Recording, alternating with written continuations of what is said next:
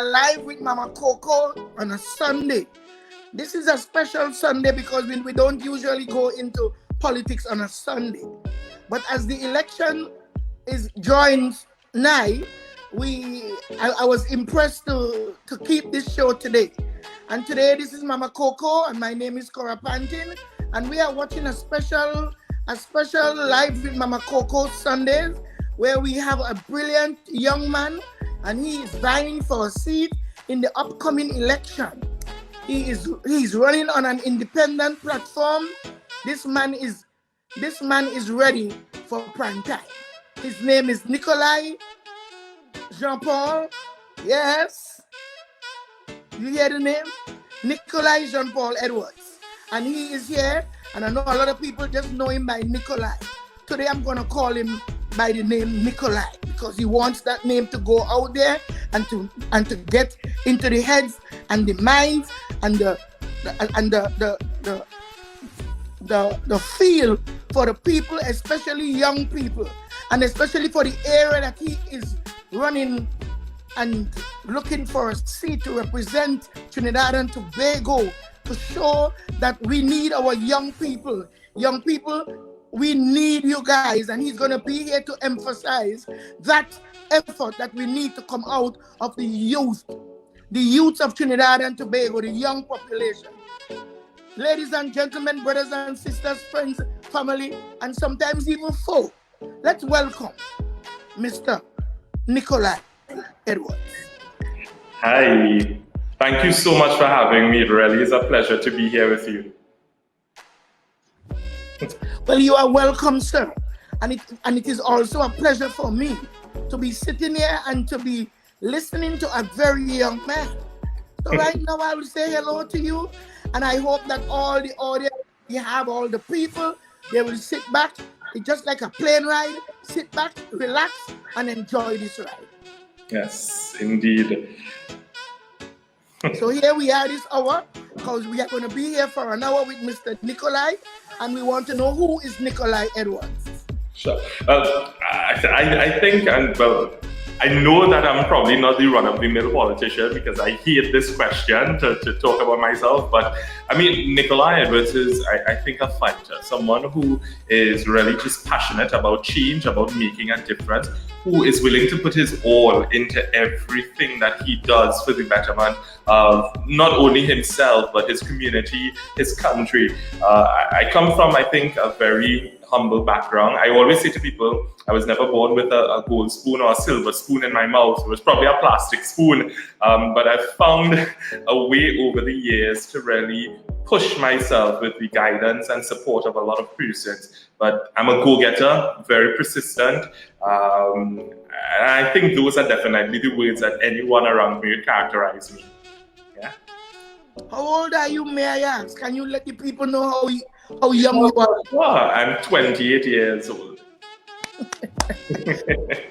8 years old, young man, born and bred right there in San Fernando. Yes. Yeah, so Independence Avenue, born and raised on Independence Avenue. I went to Boys RC, San Fernando Boys RC. Then I went to San Fernando Secondary Comprehensive, which is now called San Fernando West Secondary. I'm also the chairperson of that school board. And then from there, the only time that I left San Fernando was when I was attending university. So I attended the University of the West Indies, St. Augustine campus, where I studied. And another funny story, and I see that the question here speaks to my educational journey. But yes. Well, let me ask the question so people will know why you're going to spring on into this, you know, this answer that you're about to give. Tell us about bringing an educational journey. Sure. So, well, as I had said, my upbringing, I think it was very humble beginnings for the most part. I really got a lot of support in every single thing that I do. So I would have taken part while going to school in calypso competitions, Sandfest. I won the storytelling competition back in 2007, I think it was. And I was very, very active throughout my upbringing. In terms of UE, when I went to the University of the West Indies, I applied to do communication studies because at that time I had been in media for some time, and I felt as though communication, the ability to communicate better, would have been an asset. So I followed with communication studies, but when I got my acceptance from the UE, it said, congratulations, you have been accepted to UE to pursue either theatre arts or carnival studies. And I thought to myself, what am I going to do with theatre arts or carnival studies? This is not what I applied for. Can I actually get a job with this? Not that I was pursuing education for a job, but I said, you know what, let me speak to some friends, some peers about it, persons who went to UE before, and they all said to me, accept one, and while they transfer to another program, so you do another course of study. So I took up theatre arts, and I can tell you that it was probably one of the best decisions that I made, because I understood the productivity that goes into the theatre arts. You have to be very disciplined. And I think that is the word. When you're acting, when you're involved in this field, it requires time management of all of your affairs. So I really appreciated it. Of course, I still chose communication studies, but now I have a BA in communication studies, a minor in theatre arts, and I also have a postgraduate diploma and a master's in mediation studies, which deals with conflict resolution. How do we deal with issues in society and so forth? And I'm currently pursuing an LLB. So I'm doing my law degree after fighting to run away from it for so many years. I have found myself pursuing law. Wonderful. It's really a twist in the story. There was really a twist in the story. So you are doing law now. Yes. And you have all those degrees before. So you are a well-known advocate for youth, okay? Mm-hmm. We're gonna try to get everything in because I want you to answer these, because my mission here on Facebook is to get young people involved, is to bring people off the streets so they can be able to meet and to get into the future without any provocation. Even if they are in our country, they can find themselves doing great for the country. If they move out of Trinidad and Tobago, they can do wonderful abroad. So here we have this question here for you. You are a well-known advocate for youth. Tell us about your work and accomplishments in this area. Sure. So my work in this field actually started back in 2009 when Trinidad and Tobago hosted two very large summits. The Summit of the Americas, that's when President Barack Obama came to Trinidad and Tobago, and it also hosted the Commonwealth Heads of Government meeting. That's when the Queen of England came. You had the heads of government from all over the Commonwealth. I was sitting in a taxi one afternoon listening to the radio, and I heard that if you wanted to be a part of the Commonwealth Youth Forum, that you could apply via an email and fill out a form and stuff. So I said, you know what, I have nothing to lose, let me apply. And I applied and I was selected as one out of 15 nationals to represent Trinidad and Tobago at that very prestigious forum. And there I met amazing young people, including Shamfa Kojo, who's currently the member for Tobago West, I believe it is. Also, I met Saddam Hussein, who is a senator on the UNC side, and many other amazing young people from all over the world. And that really inspired me to start seeing myself as a youth advocate, someone who wanted to push for young people's advancement. And when we talk about the youth agenda and what do young people want, young people really and truly want to be heard, they want to contribute, and they want to build alongside the nation. And I think that I've been driving that message over the years. So I have been very successful as a youth advocate. I have served on the Commonwealth Youth Council, the first ever Trinidadian to represent on that 9-member executive. So my term was for about 3 years, and we represented 1.2 billion young people from across the Commonwealth. I have served at the UE Guild of Students, so I served as Faculty of Humanities and Education Rep, Public Relations Officer, Secretary, and it has led me to places all over this world. I have met the Queen of England, Prince Charles, Prince Harry. I've sat among prime ministers and presidents, really traveled this world. And what I always say to young people, all of these accomplishments, it's not about bragging and boasting for me, but it's about showing what is possible. When I took up the cause to support young people, it was never about enriching myself or how can I benefit, but how can other young people benefit. And I think that whether I was having a discussion with the Queen of England or the Prime Minister of St. Lucia, I was always speaking about young people's advancement and how we can take that youth agenda forward. In 2018, I was successful at the National Youth Award for Youth Activism. So even the state, the government of Trinidad and Tobago recognizes my work. And from here on, it's just about pushing the Trinidad and Tobago Youth Convention. And I just really want to place this one on the spot. In 2016, I was sitting in a friend's living room and I was asking myself, what spaces are there for young people in Trinidad and Tobago where private sector comes with public sector and civil society to help young people? And when I thought about it, there really wasn't a space. So I said, rather than going and asking for that space to be created, how about I create it for myself? And so the Trinidad and Tobago Youth Convention was born, and in 3 months, I was able to raise $200,000 plus TT, and hosted the first ever TTYC. And I've had that event taken place annually, and it has been a major success. It is about inspiring, engaging, and empowering young people. And I'm very happy that I have been able to inspire others like myself to get up and get. Oh, well. I knew why I really wanted to interview you. You are a fulfillment of a great part of what I am trying to advocate. Yeah. And I'm not talking to young people or to the powers that be because I have something in me or because my son or my daughter. It is really in me. I want to use those people like you, those young people like you, and even those that haven't get ready yet to have a dream. Yes. Because remember, some people just sitting back, they don't know what to do. So those are the ones I'm here for too. Just like thus said the Lord, I come not for the righteous, but I'm here for sinners unto repentance. Yes. So this is what I am here. This is what I'm here to do. And my dear, with much love and admiration.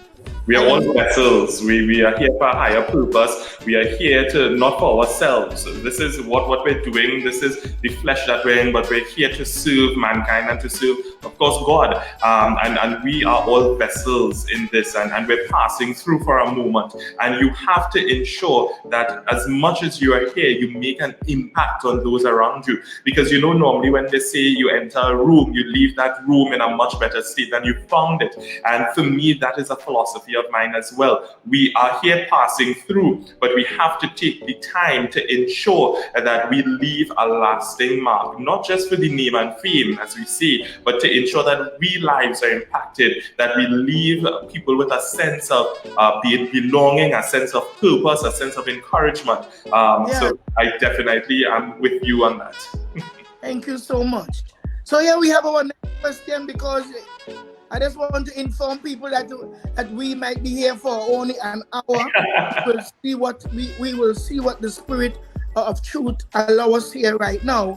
What are the top 3 overdue and priority issues facing the youth of Trinidad and Tobago today? Sure. Number 1, young people need a voice in a space and a place. We want to see young people, young professionals being placed on state boards in positions of decision making, whether it is in parliament, whether it's on a state board or a committee. We need young people to be in the places so that they can bring the issues and what have you to the attention of not just those in authority, but the country at large. Youth employment is another issue, number 2. We need to really not just simply look for jobs to allow young people to fill. We need to encourage them to be entrepreneurs. We need them to know that it is very possible for them to have their own ambitions when it comes to creating jobs and opportunities for others. And I think finally, we want young people to be in a position where they can earn not just tangible, not just financial things, but we want to ensure that young people have access, whether it's access to purchasing a house, a vehicle, really and truly laying down a foundation.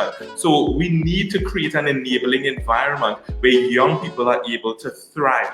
All right, and right now I think that the environment is ripe for those opportunities, because when you think about the young person of 2020, these young people are far more advanced than the young people of 1990 or 1980. And the reason for that is because of a number of things, but I think on the top of that, the Internet of Things. Young people have access. We're able to communicate with one another in lightning speed. I have friends from all over this world who I just link with on my phone, on WhatsApp or Facebook. So I think that the young person of today needs that environment in order to thrive, because even as a young person who has traveled the world, I see where advancement can really take us. So I know in Trinidad and Tobago, we really and truly need to build on the experiences of the rest of the world, but at the same time to carve a space for ourselves. Whoa. Let me tell you something. This is what youth in action sounds and look like. You know, young people are always looking for a bigger brother. They're looking for a big sister. Young people want to be aligned with somebody. Young people want, when the time should come, they will say, well, thank God I listened to Mama Coco live and I heard Nikoli, Jean-Paul, right? But spoke, and he was only 28. Yes. He was only 28 years of age. So you served as the youngest member. You served as the youngest member of the procurement board of Trinidad and Tobago. Tell us more about this role. Sure. And the board. So the appointment would have taken place in 2018. It would have been by then President Anthony Carmona, who I have a lot of respect and admiration for, because he placed me in a position where I can advocate for others, where I can represent others. So being on that board, I must admit, it was a bit intimidating because I did not know what I was in for. But I can say that on that board, I was welcome. Even though I was the youngest person, they all treated me as an equal. And I felt as though my voice was heard. I felt as though it was being recognized. Now, the Procurement Board of Trinidad and Tobago, through the Procurement and Disposal of Public Property Act 2015, that legislation allowed for the creation of the board. So in 2018, the board was finally installed. However, we are in a situation right now where that act has not been fully proclaimed. And I think that is to the detriment of us in Trinidad and Tobago. Because when we think about procurement and when we think about corruption especially, we think about ministers and these persons holding high office who are able to direct, well, give this contract to this person and give that contract to that person. But that should not be the case. So the Procurement Board of Trinidad and Tobago was set to regulate, and the act was set to regulate how we do procurement in Trinidad and Tobago, and thereby putting an end to corruption in large measure. So to be a part of that historic board where we were making regulations, where we were organizing, because it was the first time I ever sat on a public board where we had to build an organization from scratch. So I learned so much. It was greenfield, as we say, and I was able to help build. I represented on the board training, communications, and capacity building, and it was an amazing experience. So we are in a state right now where the regulations have to be passed in Parliament, and it will give full authority to the board. Unfortunately, the government is holding that up. It's a game of playing politics, unfortunately. But that legislation, once that regulation comes and the president fully proclaims, trust me, Trinidad and Tobago will be on its way to ending corruption and really and truly seeing everyone in this country getting an equal share of the pie. Oh my goodness. Now we have two questions. Who established that act? Right. So it was brought to the parliament by the People's Partnership government. So they introduced it in 2015 and it was passed. It was passed in 2015, and it was the president's responsibility to, once it was passed, for him to appoint the members of the board. Now, when I was in the Senate, and I know we're going to get to talk about that in a bit, when I was in the Senate, I actually debated changing the time that someone would serve on the procurement board. Little did I know that one day I myself would have served on the procurement board. But I served on the board for, I think, a year and a half, and I resigned in order to pursue this political path. And I know that we'll get into that as well. But it's quite unfortunate that right now, as I said, the board is, and the Office of Procurement Regulation is almost at a standstill because they have no teeth. They're toothless bulldog until that legislation comes. But I can see that we on the board have been able to work and produce something that Trinbagonians can be proud of. You use the word work. Are you all being paid on that board?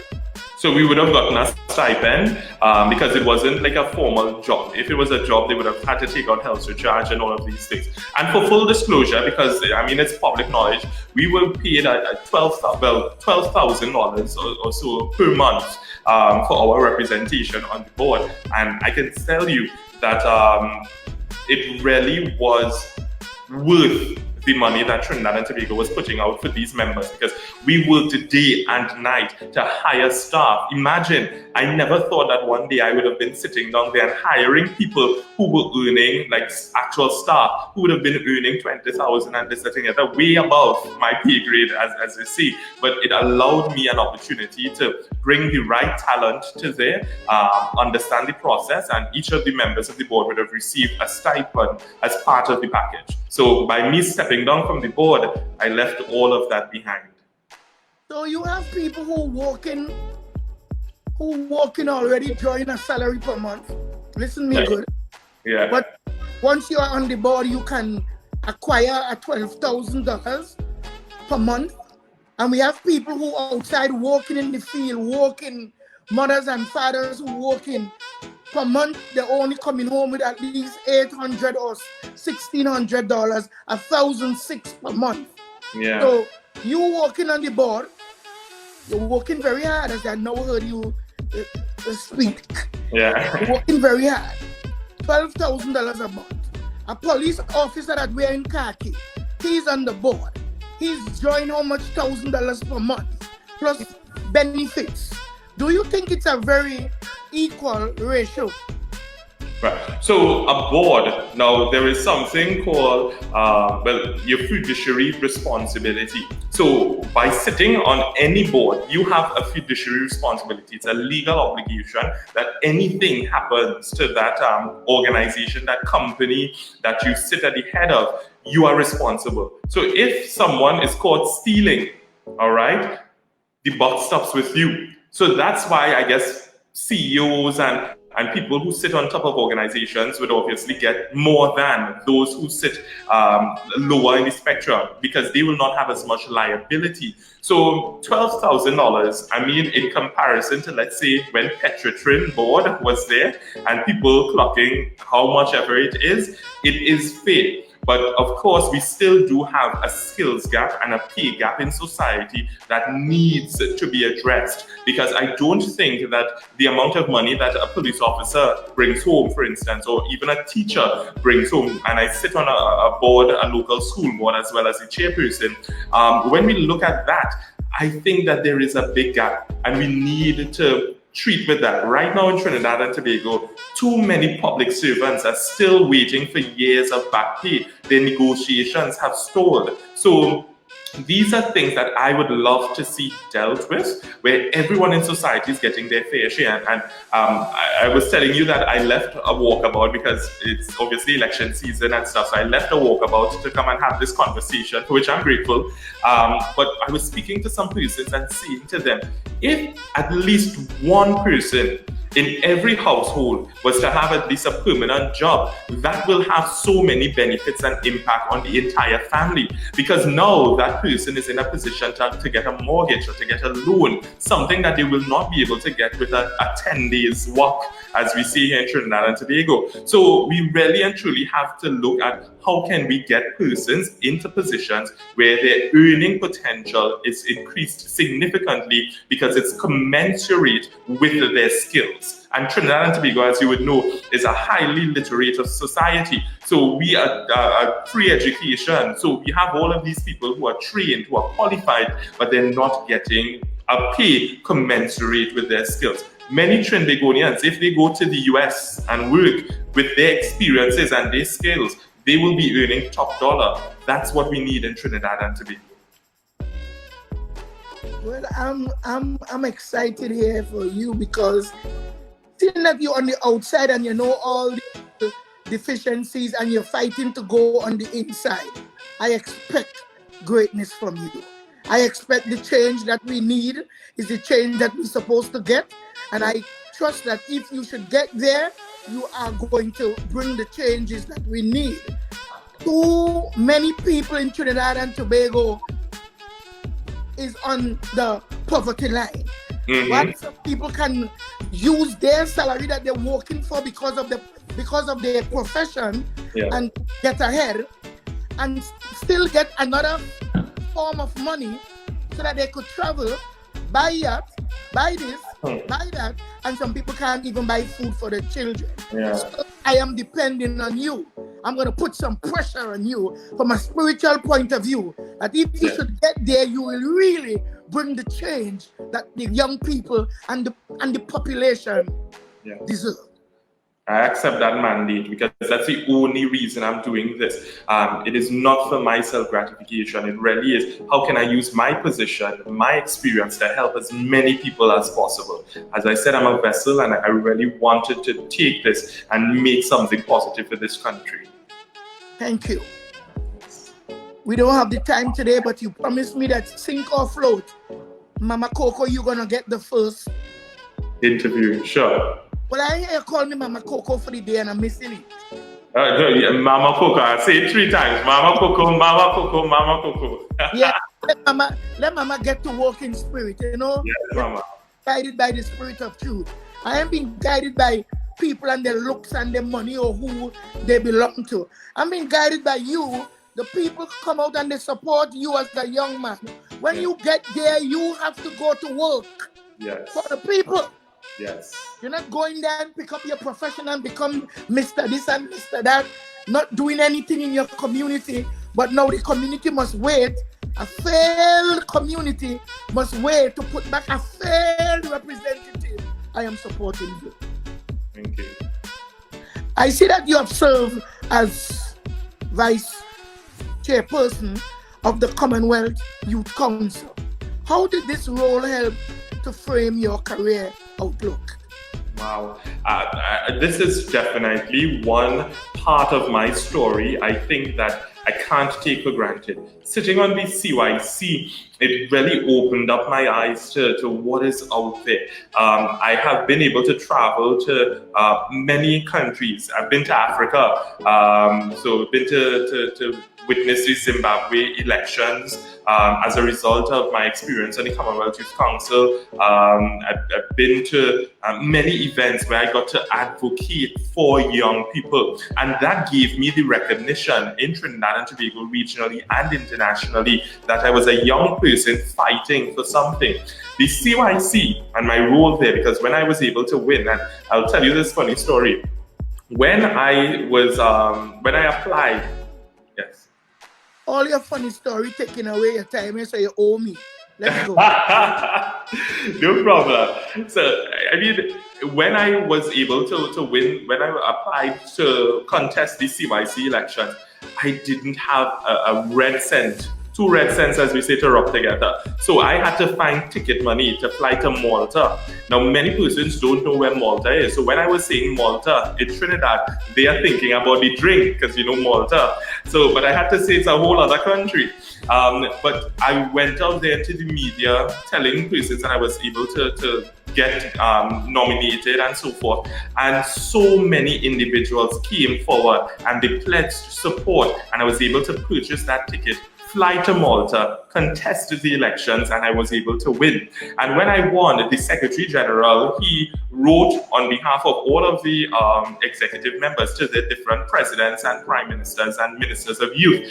And President Carmona, he was written to, and that's how he became aware of me in one step. He was able to read about me and stuff. And that is what got him interested in me and willing to give me opportunities. So I can directly see, had it not been for my experience at the CYC, I would not have been able to become an independent senator and all of these other things. This clearly paved a road for me on the local, regional, and international scene.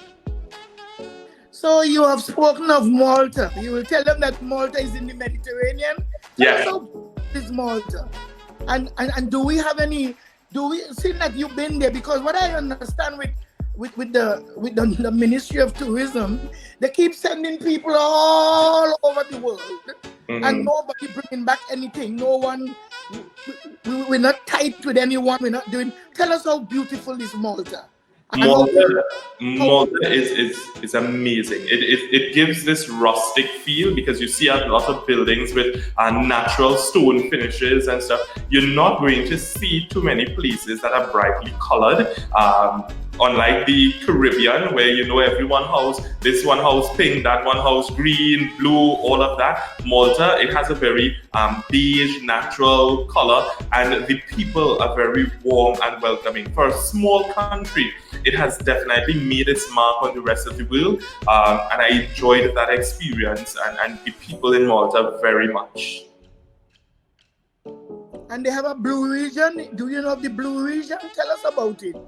Now, but unfortunately, I didn't have the experience of going there, but I have been able to read up on it, and that is the area where they have like a lot of blue houses and stuff. So it's simply beautiful. So imagine one end you're seeing all of this rustic natural stone finish and stuff, and then this other end where you're seeing this color, just everything is one color, blue and stuff. It's amazing. You have to witness it firsthand.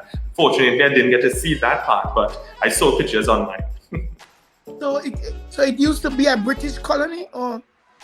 Yes, and actually, when Queen Elizabeth and Prince Philip, well, at that time, they were married, they went for their honeymoon there. They maintained a residence there. So they both spent some time in Malta. So it's very dear to the royal family, and I'm just honored to have gotten the chance to experience it.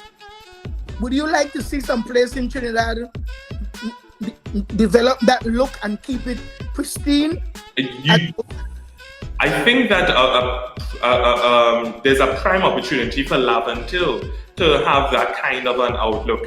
I don't want to call the word, but let's go. Laventille. Yes.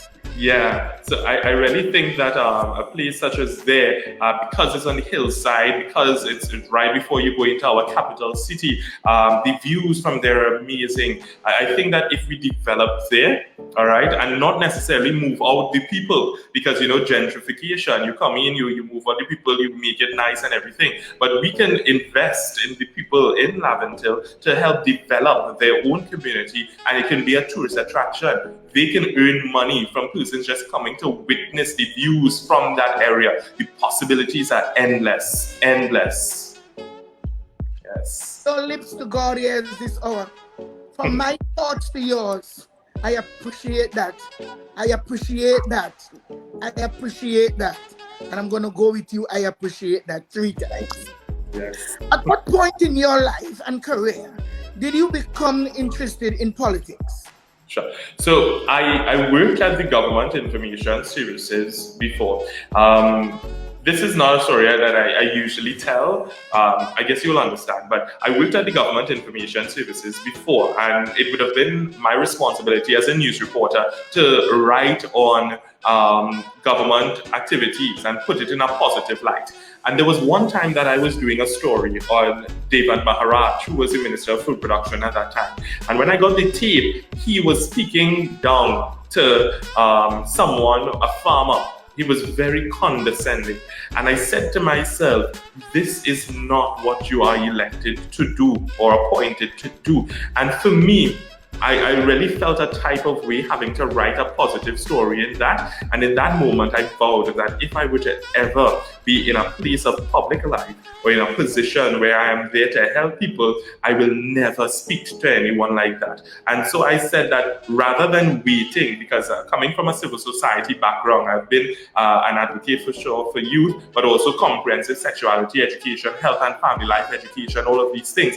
And I said, why is it that civil society continues to wait to see who comes into government, which minister comes, and you go begging cap in hand, all right? Something for me felt fundamentally wrong with that. And the reason why civil society exists is because of the flaws or the gaps left behind by the government. Now, if the government was investing in women's rights and women's health issues and so forth, you would not have organizations springing up to tackle that. If the government was investing properly in environmental conservation and so forth, you will not have had groups springing up to deal with that. So the reason civil society exists is to plug the holes left behind by the government. So I said to myself that rather than waiting to see which government comes into play, I am going to offer myself. I am going to be civil society's voice in the parliament and the youth voice in parliament. And of course, I have pursued that path, and that is really and truly why I became interested in politics, because I can be successful in many other areas. I studied mediation, I'm studying law, and all of these things, but politics has an impact on every person's life, whether they vote or not, and you want the right people in politics. And I can trust myself because I know myself. If someone comes selling me dreams, I have to watch them side-eye because I don't know. I have to understand your background. But I said, Nikoli, you have certain experiences, you have qualifications, you understand the plight of people, put yourself forward. And of course, it's up to the people to decide. I could only put my best foot forward. You know, you have chosen the right time, because what I gather spiritually, young people stop listening completely to older people, because they have been watching them, the parents complaining about old politics and old politicians and policies that are very old and still not being fulfilled. Yeah. So young people stop listening, and you are here at the right time as a young man that been through so much, claiming that you didn't born rich with a gold spoon. I don't even think you had spoon. I think you used to eat with your fingers. That thing, because all over Africa, people have spoons, but they still like to use. Yeah. I grew up using them to eat, you know. Yeah. Blow your food cool enough, and then you delve in. You know, it's not that we were that poor. It was a nice thing, because if you lick your finger like this while you're eating with a spoon, your mommy ain't gonna like that. Mm-hmm. I know she walked in Trinidad among the Yankees when they were down here and had their baby. But if you use your finger, trust me, walk. Every finger, you could lick it. Yes. But if you're not eating your fingers, you can't lick your finger. True. That is what I'm sending out here. If you're not using your hands, you wouldn't be fed. You can't enjoy what you're doing. You can't enjoy what you're doing. So I am glad that you are here to teach the young people the true meaning of, by the sweat of thy brows, yes, thou shalt eat bread. Glory to God. This time we are in the 40th minute. And yes, we're going 40 minutes right now. Yes. So conversation is going well. Yes, it's going great, awesome. Trust God, trust God. It's when you invite him into things and he comes, he's the unseen guest that makes the meal taste better. Yes. Mhm. So why was your appointment? Why was your appointment as an independent senator in the Parliament of Trinidad and Tobago only a temporary one? Right. So how our parliament works is that the president, especially, because in the Senate you have the government bench, the opposition bench, and the independent bench. The independent bench is where the president makes appointments of independent senators. So they are supposed to be able to, yeah. As you say, president, I always questioning what the president does do. What he does really do. So Yeah. now telling me that the president. Yeah. Go ahead. And the president's role for me, honestly, is quite ceremonial. Of course, there are certain duties that are enshrined in our constitution, but I think that our head of state and head of government should be one. So just as how you have in the United States, for instance, where it is the president who brings forth the cabinet and who is the commander-in-chief of the armed forces, that is something I think in Trinidad we should use. But because we have the Westminster system and all of this, borrowing from the British, where you have the Queen, who is head of state, and is the Prime Minister, who's head of government. That's how we have that going on here. Now, in terms of, so the president is able to appoint senators, all right, independent senators, in his or her discretion. And every time a senator, whether it's on government, opposition, or independent bench, a senator is either out of the country or ill, you have an opportunity to put a temporary senator there. So I remember one time having a conversation with President Camona at his office. I went to deliver some documents about youth advocacy and so forth. I had requested a meeting. And while there, he asked me, well, he said, to be a senator, you have to be 25 years and over. How old are you? And I said to him that I was 25 years and 1 month. And he laughed so hard and he said he had been waiting for me to turn 25. And with that, I remember some days after, I got a phone call early one morning. And on the other end of that conversation was President Camona. So he was calling me on my phone. So I jumped out of bed. And when I answered, and he was saying to me, well, you remember we had a conversation about the senator appointment and so forth. Well, an opportunity has arisen because a senator was out of the country and he wanted me to serve. And I am there speaking to the president on the phone. And when he gives me this news, I start whining.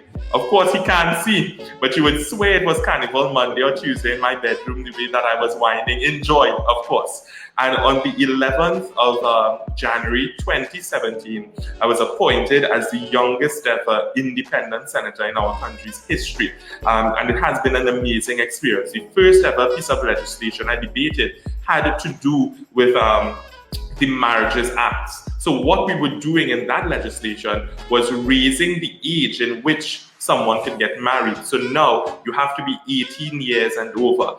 This was us putting an end to child marriages in Trinidad and Tobago. It was one of my proudest moments because I felt as though I was doing what society needed, which was to protect our children. So, of course, he had his permanent senators and so forth, and his term came to an end. But that experience in the Senate, it really was a catapulting for many things to come. So let me tell my audience that they should throw up some round of applause. That is awesome. That's a very boss move. Yes. That's a boss move there, son. That's a boss move there, son. They are calling you the old son. Yeah, Mama Coco. Hey. I'm telling you that you are here at the right time. You see, God is all about timing. Yes. And I knew that my mission on Facebook was on time. Yes. Yes.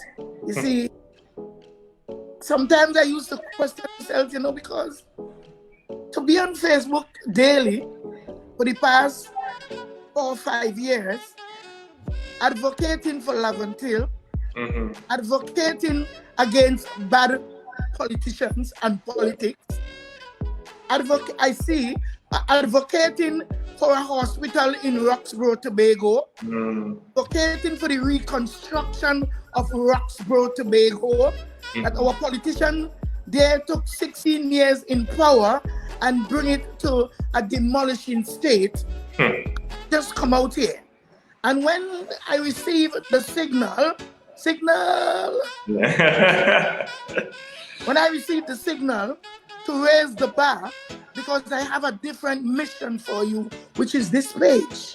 And you are going to come out here just before election, because the election this time is going to be of a different texture. Yes. When God lighting us, He ain't need any matches. He coming full and ready. He coming with everlasting fire. He coming with Holy Ghost fire. For the Holy Ghost fire has come down like electric. And here we are with a young man going up with such authority. I salute you. Thank you very much. When, how, and why did you decide to run for a general election seat? No, I mean, getting involved in politics, deciding to run for elections, I mean, that is no easy task. I decided to have conversations with persons over and over.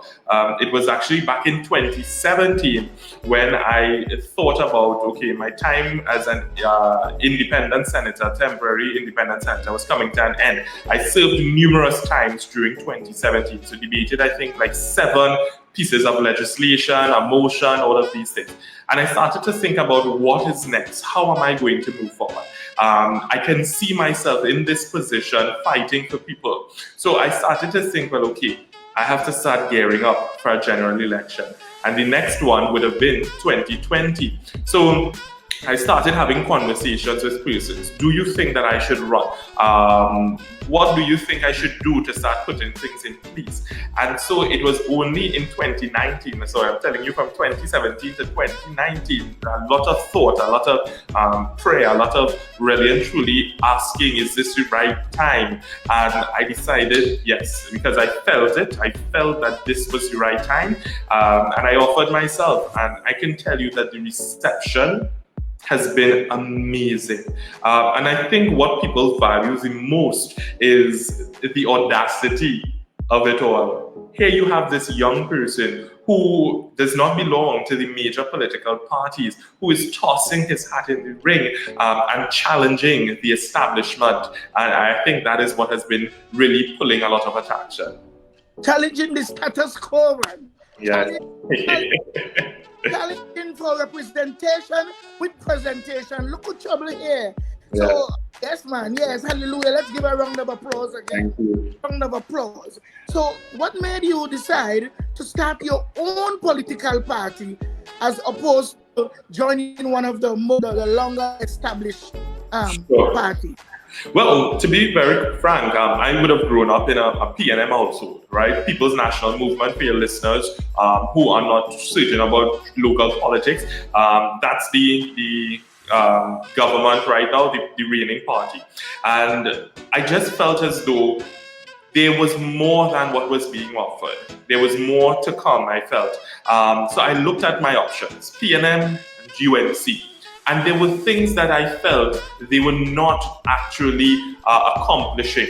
And I felt as though I saw corruption taking place. I saw mismanagement taking place. I was not seeing young people getting a strong voice in these parties. And I said to myself, let me step out and step up to the plate. And I decided in 2017 that I was going to move forward with a political party. So I registered my symbol with the Elections and Boundaries Commission. But in that 2-year period, again, I was asking questions. I was doing research. I started writing a constitution for the party, keeping it close to my heart, of course, keeping it close and safe, talking to a select few people. And in 2019, the beginning, I said, yes, the time is right. People want change in Trinidad and Tobago. They want something different. And so I offered a new party, the Progressive Party. And I will say the term Progressive Party, because I do believe in speaking things into being. And when I think about progress, I think about forward moving, all right? When you think about saying that, hey, I am progressive, because change Change could go forward, it can go backward, it can go left, it can go right. Progress is forward moving, ever forward moving. So that's how I decided on the name, the Progressive Party, and we are known as the Progressives. Just as how we have Democratic Party, Democrats, Republican Party, Republicans, we are the Progressive Party, Progressives. And you would see here my symbol, the guiding flame.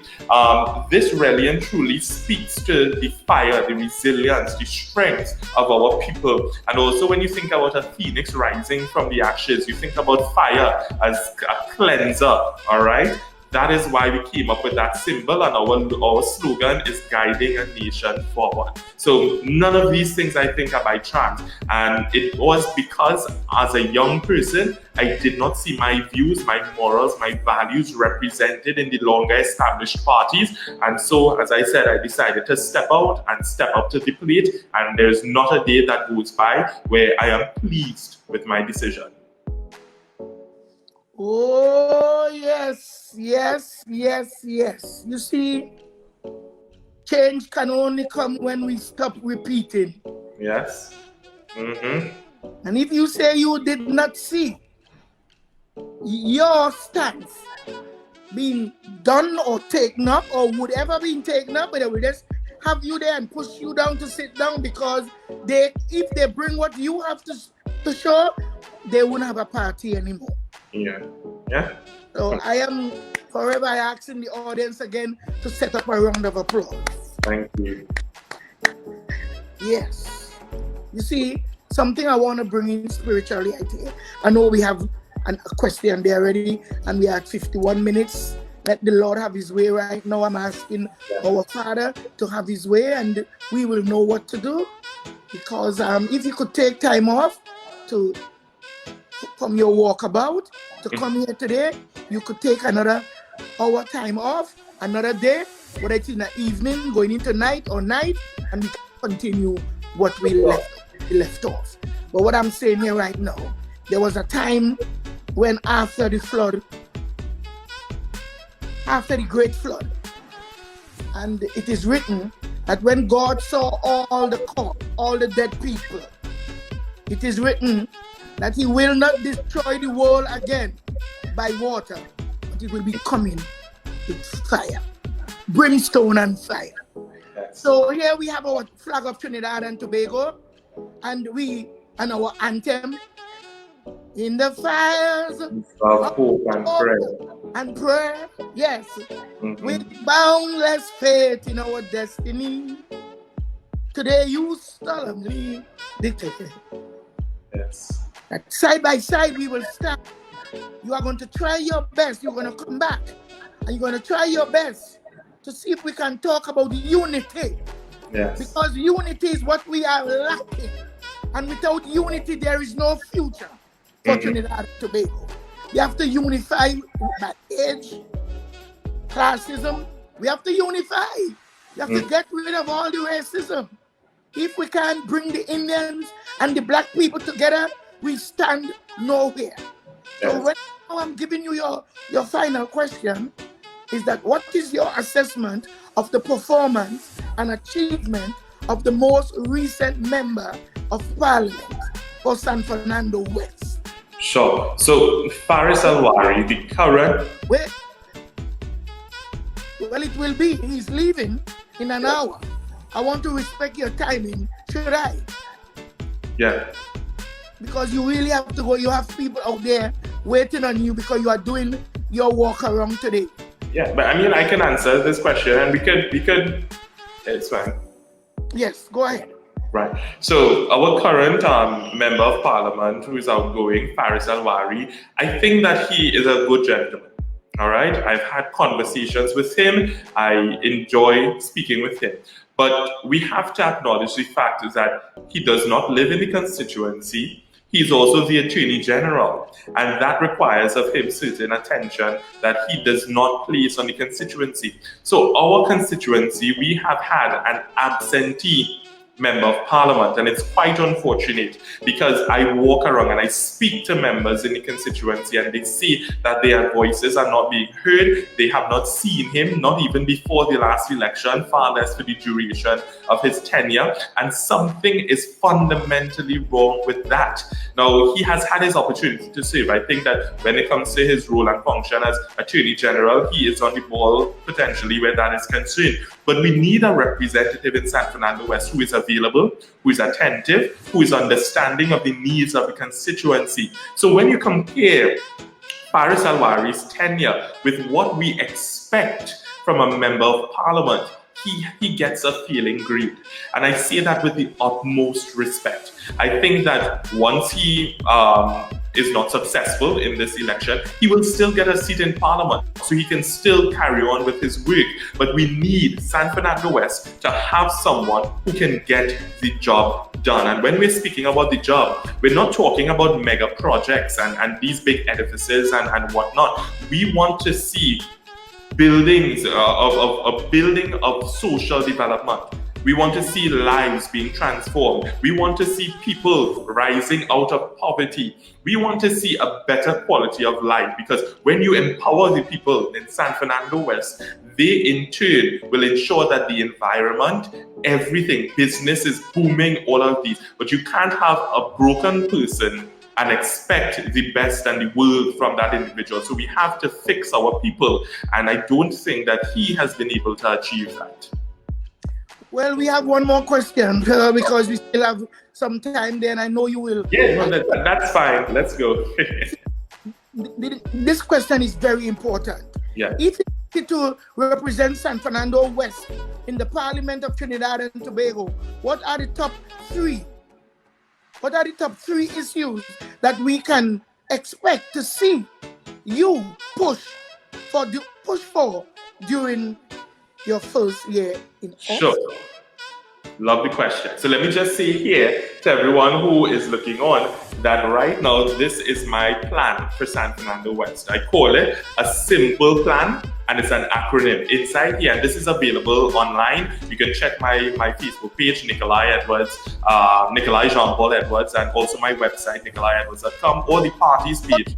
Can you hold it up some more so management can see it and do something about it? Yeah. So here you have a progressive, so the Progressive Party, we're looking at Progressive 2020, running of course for San Fernando West, as you see there. And it's called, let me make sure I get this here, a simple plan. When you look inside, it's an acronym. So you see there, SIMPLE, and it's the social development, infrastructural revitalization, modern technology, promotion of culture and sport, legislative participation, and economic stimulation. These are the things that, in a nutshell. So you don't call, let me give it, you don't call your stuff a manifesto, you call it a plan. It's a plan, a simple plan. Because you are ready to build, and we always I am. A manifesto is something that you promise. A plan, it's going to happen. You plan to move forward with it. So when a plan, you have the how, the who, the what, the when, the why. So all of these things are built into this. So the top three things that I want to tackle, we have to have a much better way of how we interact with our constituents. I am going to establish the first ever virtual Member of Parliament office in Trinidad and Tobago. You can sit in the comfort of your house and send in an issue or a concern to your Member of Parliament. You will receive a ticket number so that you can follow, you can track how your issue is being dealt with, and you get instant communication. Also, we're living in a time of technology, and COVID-19 has taught us this. So what we are going to put forward is that you want to meet with your MP, you don't even need to come to the MP's office. We will have a Zoom call. We will have a Skype call. I will meet you where you are, of course. When we think as well, another issue facing persons in San Fernando, entrepreneurship, business, employment, these things looking at one, we have to empower our people in San Fernando West so they can be the determinants of their own future. We have in San Fernando West the haves and the have not. And we need to start to bring both groups to the table, because we may have venture capitalists in the constituency who may say, you have an idea, I will support your idea.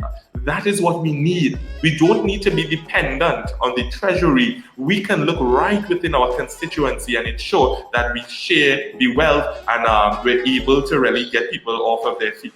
And the last thing in terms of the third issue, we come, and I will group this into one under local government, all right? We need local government to be more attentive. When it comes to healthcare, education, all of these things, we want that to be responsive to the needs of our constituents. So when we are teaching persons, we want them to have good quality education that they can apply to their lives. Don't just teach them Pythagoras theorem and so forth, but help them to be in a position to really and truly develop moving forward.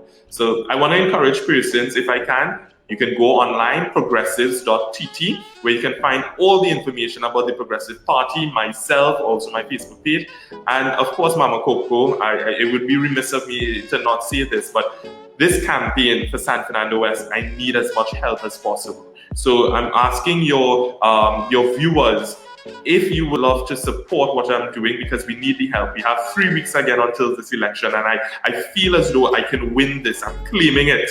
Of course, I'm claiming it. But we can only achieve success with some help. So if you are willing to donate, persons, those of you listening, go on to progressives.tt. If you have a Visa card, a MasterCard, whatever it is, our bank information is there. But we are fighting against two giants, PNM and UNC, who have years of money. I have been running this campaign on little to no money right now, but on the success of donors, persons who've been coming forward, printing these flyers, helping us with our flags. So if you want to see me succeed, I'm asking for the help. I'm not too proud to ask for help. A little goes a long way. And of course, we put it in the hands of God. Oh my goodness, this is it here now. We're getting right there. Members for San Fernando West or not, what are your personal dreams for yourself in the next 5 years or the next 10 years? Sure. Service to the people of this country in whatever form that takes place. I think as though I will be able to help people, whether I'm inside or outside of the parliament, as I have been doing for the past couple of years. This office would only help to ensure that I'm able to direct funds to persons to get more done. But I'm not seeing my inability to win this election as a hindrance or a hurdle to me helping people. So if I am not successful this time around, of course, we were not hoping for that. Of course, we were speaking it into being. But if I'm not successful, you will see me coming back to the polls in 2025, asking again for your support. This time with potentially a lot more under my belt, and really and truly just building on the success. In 10 years from now, Prime Minister of Trinidad and Tobago. I think that is achievable, it is attainable, and I am going for that office, not for myself, but really and truly because we need someone who can steer this ship that is Trinidad and Tobago forward. And I think that in 10 years, I would have had enough experience to lead this country to where it needs to be. Wonderful. What wonderful. Mm-hmm. What is your reformative vision for politics and criminal justice in Trinidad and Tobago? Sure. So let me just tell you, viewers, that the reason why criminal justice or reformation of the criminal justice in Trinidad and Tobago is important to me, because in 2015, I lost my father. He was on remand yard, and he was there for 6 years. And for those of you who understand what remand is, you've been held by the police and you are waiting your day in court. And he was on remand in Port of Spain for 6 years at that time. And he, along with others, staged a prison break. A police officer was shot and killed, a prisoner was shot and killed, and then 2 days later, they found my father's body in a drain with bullet wounds, and that's how he met his demise. And since then, I took up a particular interest in the criminal justice system because I felt as though it was unfair to my father what had happened. Now, of course, I always say, and I'm very, very open about this, What my father did, I don't think it was right at all. But having to sit down for 6 years, not knowing when you will be released, because it's a different thing as opposed to when you are sentenced, you know you have a date to work with, but you're sitting there languishing for 6 years. And I think that can get to someone. And that potentially caused him to do what he did. And I try to make amends for it, of course, as best as I can. But I feel as though one of the best ways that I can make this situation right is if we reform the criminal justice system in our country so that no one would ever have to go through that at all. So on that end, I'm very passionate about how do we, that's why I studied mediation, conflict resolution. Let's find alternative ways to deal with offenders in society. Let's not let their family suffer. A simple thing as if you are arrested and behind bars, you may be the breadwinner in your family. What systems do we have in place to ensure that you're probably earning while in prison that can be used to support your family on the outside? Because we're ripping our men and women from their families. So I want to deal with that. And in terms of politics, the reform we need is that we need to ensure that political parties, individuals such as myself, because it's $5,000 to put your deposit up, all right? And a lot of people, that's out of reach for them. We need to make it easier for persons to run. We need to remove this two-party system that we have in Trinidad and Tobago. If I am successful, when I am successful for San Fernando West, it will be a big shock for the country. It will show that people want different, they want better, they are open to something else. So we are going to put in place these things. And the Prime Minister in May was able to introduce legislation that was able to deal with this. But unfortunately, they were playing games with the population, and that legislation never saw the light of day. They knew what they were doing. That would have brought so much relief to individuals who wanted to represent communities. So that is going to be legislation that I will champion, because in Trinidad and Tobago, everyone should have an opportunity to offer themselves a representation because too many voices are left out of our country's parliament. So justice delayed is justice denied. Correct. And you are about to make that a thing of the past. Indeed.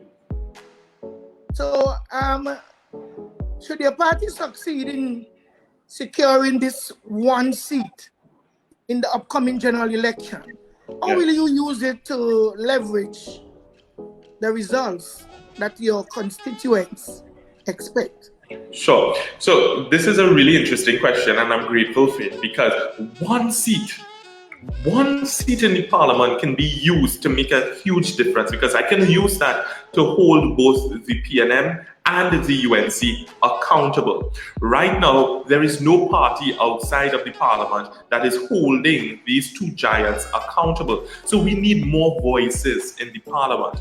I can assure Trinidad and Tobago that if I am successful with San Fernando West, the PNM nor the UNC will be able to wrestle it from under me, because I will show the rest of the country what a model constituency looks like. Good representation, all right? People will be able to hear, feel, and see progress taking place. So I am going to be that strong voice for my constituents in Parliament. And I say to people all the time, for instance, if you come to the MP's office and you say, well, I applied for social assistance, welfare, whatever it is, and I have not been able to get through, I'm going to make a list of that. I'm going to take that list and march into the Ministry of Social Development. Or when I rise on my feet in the Parliament, I am going to challenge the minister, challenge the government, and say, why are the people of San Fernando West not being dealt with? And here I have the list. That is the kind of representation that we need in San Fernando West, and that's the kind of representation that I am here to offer. So we have gotten to the place where I need to ask you a question. Sure. Do you know Mr. Watson Duke? You guys are carrying green flame. So Watson and the last time I saw him was at an event or something. I actually, for my thesis, my final year thesis for my master's, I interviewed him and we had really good conversation. I know that he is running the Progressive Democratic Party, and I really and truly wish him success. I see him as a fighter. He has been someone who has been leading the public service. Of course, he's not a perfect human being. He has his flaws, as we all do, but I really see him fighting for Tobagonians, and it is very admirable, because he has been able to come from almost nothing and work his way up to fight for Tobago. And he is always chanting Tobago, Tobago, Tobago. Everything is about Tobago. So he is one that I look forward to. Hopefully we can serve in Parliament together and really bring the people's agenda forward. Well, you know this question coming, right? Yeah. You could go back into your past. What, if anything, would you change to do differently? Sure. That's a tough question, because I've learned in life to not live with regret. I think that everything that has happened in my life has not been by chance. It has all been with a proper purpose. So even when I have stumbled along the way, even when I have gone off course, there was a lesson to be learned. And I think that I have been open to those lessons and I've learned those lessons. So I think that there is nothing that I would change. What I may, of course, know is, listen, you're working towards something. So those nights when you are questioning late at night whether you're doing the right thing, whether this is a path that you really need to follow and so forth, I would know in that moment that yes, I am going to reach somewhere, I'm going to achieve something. I would have never thought, listen, I'm 28 now, at the age of 23, I would have never expected to be sitting down here speaking to Mama Coco right before a general election and sharing my story and all of this. And for me, this just speaks volumes that my message is being heard, that my life is being recognized as something that I think people can take testimony from. And so I say, everything that has happened, it has happened for a reason and a purpose, and I'm at peace where that is concerned. Well, we didn't get to talk about your mother and then to talk about your father, but God, when you're going to be back, what is your opinion of the government's current policy in regards to the TNT citizens who are currently stranded abroad? Yeah. No, I think my mother, she actually left Trinidad Friday afternoon, because she was stranded in Trinidad for 4 months, 5 months. So I have personal experience through my mother in terms of how that system is, and it has not been working for us. Of course, she wanted to leave. There are people who want to come in, and I think that we can accommodate more people coming into Trinidad and Tobago, but we have to have a better system put in place. There are many people who are unsure about the system, what they're sending emails, no one is responding to them and stuff. So it is not the best policy. We need, because there are people out there who have ran out of money. Let us stop saying people, let us say citizens. Citizens, my apologies, I agree with you, you're fully correct. Our citizens, our citizens who are stranded outside of Trinidad and Tobago, they have run out of money. They are in uncomfortable situations. They want to come home and be able to lay in their bed, in their bedroom, in their house. And I think that we have been taking favor of certain persons. You see politicians coming in, you see supporters of the government and so forth, and that is not right at all. I think that if the government is boasting of its ability to manage COVID-19, then we need to extend that in a broader way to citizens. And we have the capacity, we have the ability to do that.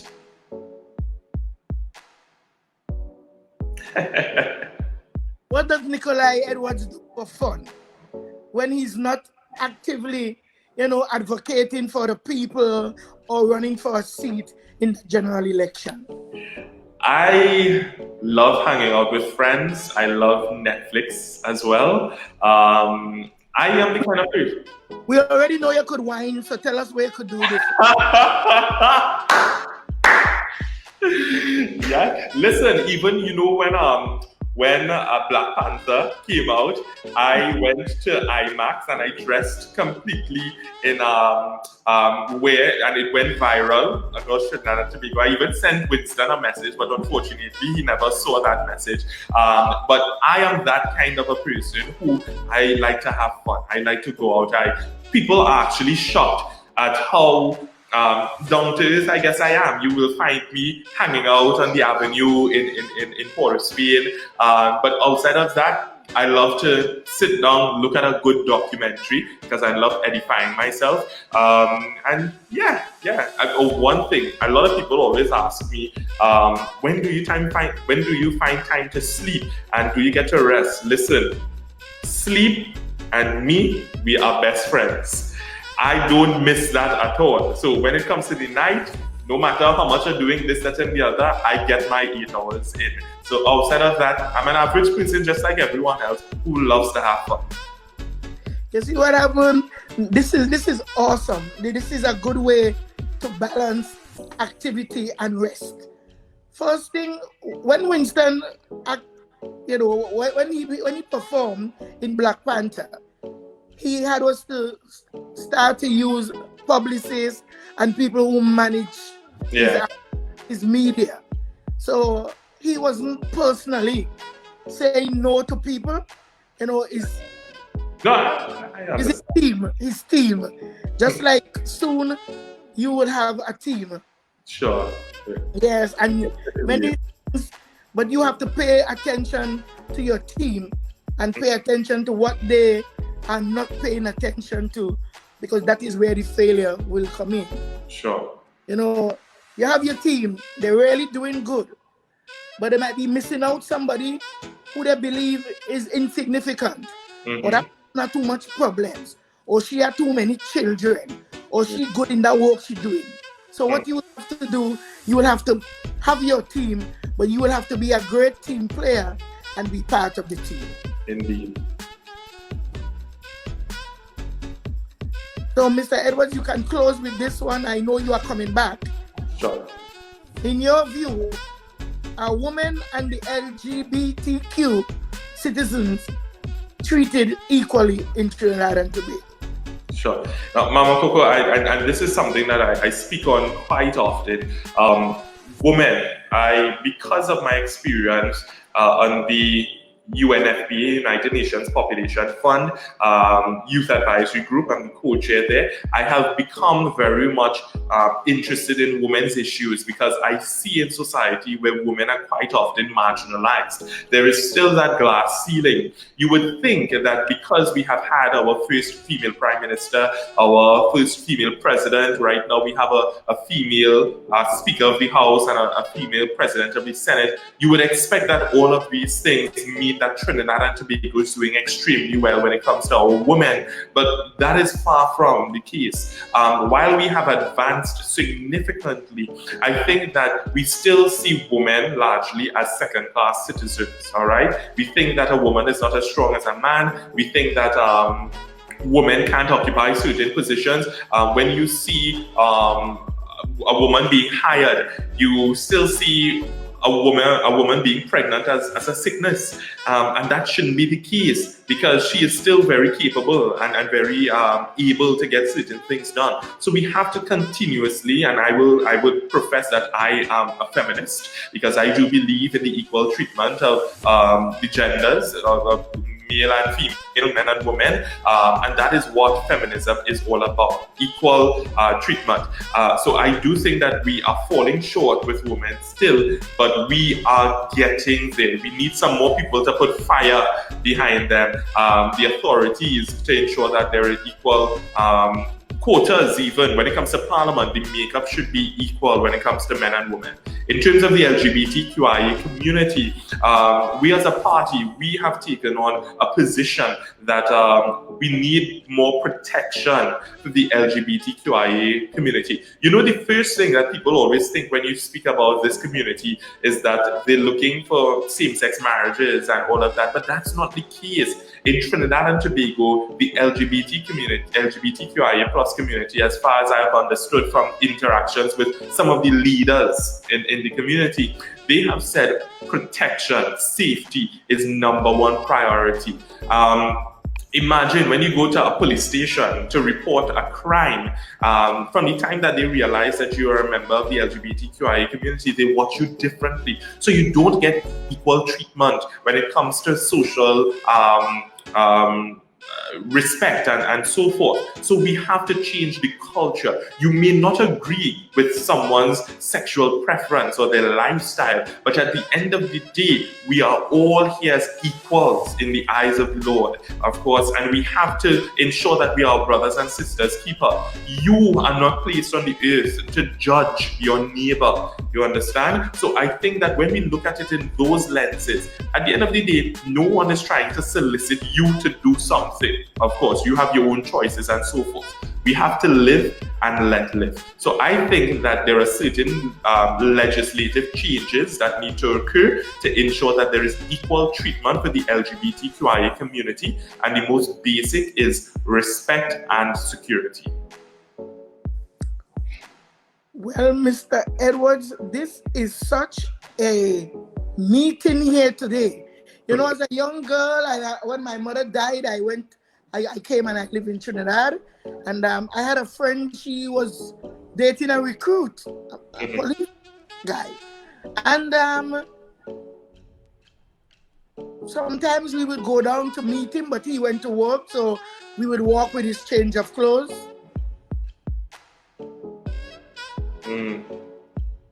And one night he took long to come, and she was saying, "Oh, she's getting angry and angry." I said, "Girl, hold on. We right underneath White Dilemma building there, when there was a White Dilemma building where people used to hang out and thing on Fridays." Yeah. We waited there for a long while, and then he came running, sweating. And when we asked him what he doing, they just beat up some whatever people by Woodford Way. So I understand that they're still beating up the LGBTQI people, and that was going on since I was around 19 years old. 18 plus. Yes, 19 years old. And this is ridiculous. But here we are today, and we have reached the end of our crossroads, and I see you sporting a very nice, thick, beautiful beard. Is it political? It's a political stance? Is it religious? What's it? So it actually is. When I was appointed to the Senate in 2017, prior to that, there was a young man who was working in an insurance company in Trinidad and Tobago. And he was being chastised for his appearance. Now, it was his hair in particular, and that's why I also usually have my hair out, or I wear longer hair, because it's a statement. Now, I personally love mohawks. I have just always been one to rock a mohawk ever since I had the chance to do that. But everything for me, I liked this look in particular. And when I saw that he was being chastised in a job for his appearance, which for me, he was well-groomed and everything, I had a serious problem with that. So when I was appointed to the Senate, many people asked me, "Are you going to cut your hair and do this, that, and the other?" And I said, why? If I can prove to young people that it matters not, all right, if you have a beard or if you have longer hair, all right, you can go into certain offices in this country and make a statement. And that was me making a statement. But I also say to people that there is a time and a place, because you can't be in school under certain dress codes or rules or whatnot, and do go against those things. When you are at the right age, when you're a big man or a big woman, you're trading your own key, you have the ability to do what have you, you take charge. I would like to see in Trinidad and Tobago, where we have certain dress codes and stuff, those things removed. Because there seems to be a big debate sometimes on social media about my hair and my face and my beard and stuff. But this is me, how I like to appear. Of course, there are times this hair can be very stressful and I just want to cut it off, and that will happen in time. But why should I have a problem with my natural hair? You know, I know women always go through that, wearing their hair out and it's kinky and stuff. So you can imagine also for a guy, I have received a lot of comments and all of those things. But I think it is very important for us to embrace our natural beauty. At the end of the day, you can see my beard is marked. Yeah, so it's not that I'm wearing it wild or whatnot. And this is who I am, and you either accept me like this or we agree to disagree. Yes, I'm in agreement with you. People need to stop policing people's look and their beard and how they look, and police and the law always want to judge you because you're wearing a beard and stuff. I didn't know all this was going on. Yeah. You are strikingly handsome, just the way you are, and serious. And to whom much is given, much is required of the same. So may we have your closing arguments? Your closing statements. Arguments. It's a debate. Because that is how we are living in Trinidad and Tobago. We live in so much judgment. Yeah. Yes, and you're giving Faris a lot of competition. Yeah. And I right here, I am telling you the scrutiny that we should be under, which is transparency. We are in darkness. Mm-hmm. When we should get away from corruption, we're sinking deeper. Mm-hmm. And you are here, and the spirit of truth is speaking in a very acceptable form over you right now. So, people saying Faris Alwari handsome. Well, they're now seeing another handsome man. Another handsome man, a handsome, simple man with a simple plan. With a big dream for big things to happen for the generation now and the generation to come. So give us your closing statement, son. Right. So Mama Coco, let me just say it really has been an honor and a privilege to have this conversation with you. I enjoyed it thoroughly. And I really think that more young people deserve platforms like this. I always say that I am not an anomaly. I am not abnormal in a sense. There are many other young people across Trinidad and Tobago, across the region, across the world at large, who I think once given an opportunity, as I have been given, they will do marvelous things. So one of the things that I want coming out of this interview for all your listeners, I want you to find a young person and give that young person a chance. Give that young person an opportunity, because you never know where that young person will end up in life, and you will be planting the seeds for the generations to come, because you just may be grooming or assisting or helping a future prime minister or president or someone who is going to transform this world. You never know who you come in contact with, and you have to treat each and every one with the reverence and the respect that they are a king or a queen in their own rights. So I really and truly appreciate this platform. As I would have mentioned earlier, my campaign for San Fernando West, it has not been an easy task. These moments where I get to have these light conversations with people, of course, we had some really trying questions, some tough questions in there, but this has really and truly been the reason why I got into this, to establish contacts, to make sure that we could collectively do better. So if anyone wants to support my campaign, please visit progressives.tt for our website. You can check out all of our social media pages, my page as well, Nikoli Jean-Paul Edwards. Check out my content, listen to my interviews. This fight for San Fernando West is not an easy one. Right now, the People's National Movement and the UNC are putting a lot of resources into this fight, resources that I don't have. So even if you're giving at $20 my way or 20,000 or whatever it is, it will go a long way to help democracy in Trinidad and Tobago, and you will help me to get one step closer to helping my community and my people here in Trinidad and Tobago. So I'm grateful for this opportunity, and I look forward to having another conversation with you. And I also look forward to establishing a relationship with you. I would love to meet you in person one day. I would love to keep these conversations going. I respect and admire everything that you are doing, the support that you have shown your children. You're a strong Black woman from Tobago, and that in itself has significance. It has importance, and all due respect and love to you. So thank you for your willingness to engage me today. I appreciate it. Well, you are highly welcome. You have me blushing, but it's not because I ain't only blushing because of what he's saying. I'm blushing because of what I can see in you. I'm blushing because I believe that you are prepared for a time like this. You know, for times like these, we need our savior. In times like these, we need a friend. So be very sure today. Be very sure that your anchor holds. And today I am going to ask our God Jehovah that He will come. You didn't tell me about your religion.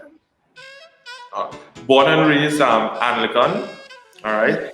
But I also want to say that throughout the years, I have interacted. My father was a Muslim. I worked in a Hare Krishna store. So when it comes to religion, when it comes to persons and their interaction with God in whatever form, I respect it and I appreciate it. Because the reason why I asked again and asked before and you didn't give me a comeback with it, I can see that you are grounded with a very strong spiritual force. And I can see you sitting by yourself and praying and reaching out and asking for what you believe you deserve enough. I don't know. That is how I see you. Sure. I am here today and I want to thank you for coming on this live, making it possible. I had 2 other people to come with you today and everything turned out in a different angle. And I am asking all those people in San Fernando to rise up. Time to rise up and show that we the people of Trinidad and Tobago, San Fernando West, deserve better. And you are deserving of them and they are deserving of you. And you will go to work for them, on behalf of them. And you will make sure that you don't even keep your policies and your acts only in San Fernando, but you will reach out to the young people, share your ideas about Laventille Hill that is right in our city, that without Laventille Hill, we don't have a city, and without a city, we don't have a country. Sure. So we have to be careful of what we go after. We have to be careful of how we align ourselves. We have a young man there in San Fernando. His name is Alan John. I don't know if you ever hear of Alan John, but he was on my show before. I believe that he told me he knows you. I had a conversation with him, I believe, yeah. Oh, you had a conversation with him? Yeah. Yes, that is very nice. Oh, he's from Marabella. Yes. And I pray that young people will see that this is the time for young people to say yes. Yes to righteousness. Yes to cleanliness. Yes to forward movement. Yes to getting their acts together. Yes to see that progress doesn't have to come in the barrel of a gun. It doesn't have to come with a cutlass or a knife. It doesn't have to come with argument that is unsolvable. Today is a new day for me. I have gotten a young, powerful man from Trinidad again in my corner. One that is ready to do what I said, Master, the Creator wants. Because the first word for our Trinidad and Tobagonians to know is that God bless our nation. Yes. And He only blessed our nation because we are what? Of many varied races. Yes. May we possess the common love that binds and makes us one. We don't have that in Trinidad and Tobago. And I would like you, I don't know if you have any flag, but I would like you to have a flag of Trinidad and Tobago to take everywhere you go on your campaign. You actually do, sure. You see, when people see the flag, they will understand that this man is here for the public and the citizens of Trinidad and Tobago. And it is that flag that have the People's National Movement would always say, when we roll alone. Well, you want to show them that you are rolling and you are rolling alone. So if those words keep them alive, those words and your act is going to keep you alive. Thank you.